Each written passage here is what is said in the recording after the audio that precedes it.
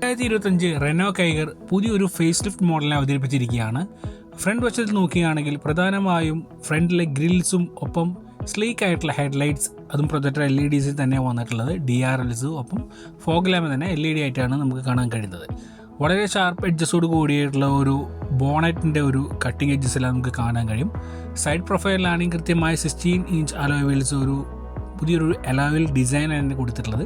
പ്രധാന ആകർഷണം എന്ന് പറയുന്നത് ഇതിൻ്റെ ഒരു റൂഫ് റെയിലാണ്. ഏകദേശം 50 kilograms വരെ കപ്പാസിറ്റി ഹോൾഡ് ചെയ്യുമെന്നാണ് കമ്പനി അവകാശപ്പെടുന്നത്. മറ്റുള്ള ഡിസൈൻസ് എല്ലാം തന്നെ തനത് രൂപത്തിൽ തന്നെയാണ് കാണാൻ കഴിയുന്നത്. പ്രധാനമായും കാലിബറിനകത്തൊരു റെഡ് കളർ കൊടുത്തിട്ടുണ്ട്. അത് ടോപ്പ് ആൻഡ് വേരിയൻസിലാണ്. ഒരു പ്രത്യേക ഒരു കളർ ഒയാസിസ് യെല്ലോ എന്നൊരു വേരിയൻറ്റ് ഇതിനൊപ്പം ആഡ് ചെയ്തെന്ന സവിശേഷതയാണ്.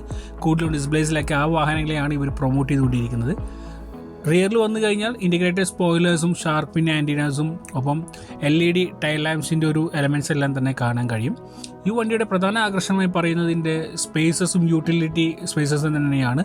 ബൂട്ട് സ്പേസ് 405 ലിറ്ററോളം ബൂട്ട് സ്പേസ് കാണാൻ കഴിയും. 60-40 രീതിയിൽ നമുക്ക് സീറ്റ് അഡ്ജസ്റ്റ് ചെയ്യാനും പറ്റും. പ്രധാനമായും ഇതിൻ്റെ ഇൻഫോടൈൻ സിസ്റ്റം അതൊരു അല്പം കുറഞ്ഞു പോയി സംശയിക്കാം. കാരണം ബിഗർ സൈസല്ല, 8.5 ഇഞ്ചസിലാണ് ഡിസ്പ്ലേസ് കാണാൻ കഴിയുന്നത്. സീറ്റിൽ വന്നതിന് അപ്പോഴ്സിലൊക്കെ ഒരു മാറ്റങ്ങൾ വന്നിട്ടുണ്ട്. ഒരു നേരത്തെ പറഞ്ഞ യെല്ലോ സ്റ്റിച്ചസ് എല്ലാം കൊണ്ടുവന്നിട്ടുണ്ട്. ഒപ്പം വെന്റിലേറ്റഡ് സീറ്റ്സ് ആണ് 2 സീറ്റിലും കാണാൻ കഴിയുന്ന top end model. Standard 6 bag air bags ഇതിൽ കൊടുത്തിട്ടുണ്ട്. നിലവിൽ ക്രാഷ് ടെസ്റ്റിലെല്ലാം തന്നെ 4 സ്റ്റാർ റേറ്റിംഗ് ആണ് ഈ വാഹനത്തിൽ ലഭിച്ചിട്ടുള്ളത്.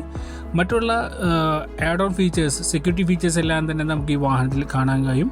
ഒരു മികച്ച രീതിയിലുള്ള അപ്ഡേഷൻ തന്നെ പറയാം. കാരണം പ്രധാനമായും നിസാൻ മാഗ്നറ്റിനൊപ്പം പ്രൈസിങ്ങിലാണ് ഈ റെനോ കൈഗറും ഫോക്കസ് ചെയ്തിരിക്കുന്നത്.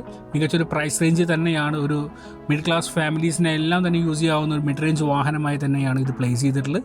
സോ ഇതിൻ്റെ കുറിച്ചുള്ള നിങ്ങളുടെ അഭിപ്രായം തീർച്ചയായിട്ടും കമൻറ്റ് ചെയ്യുക.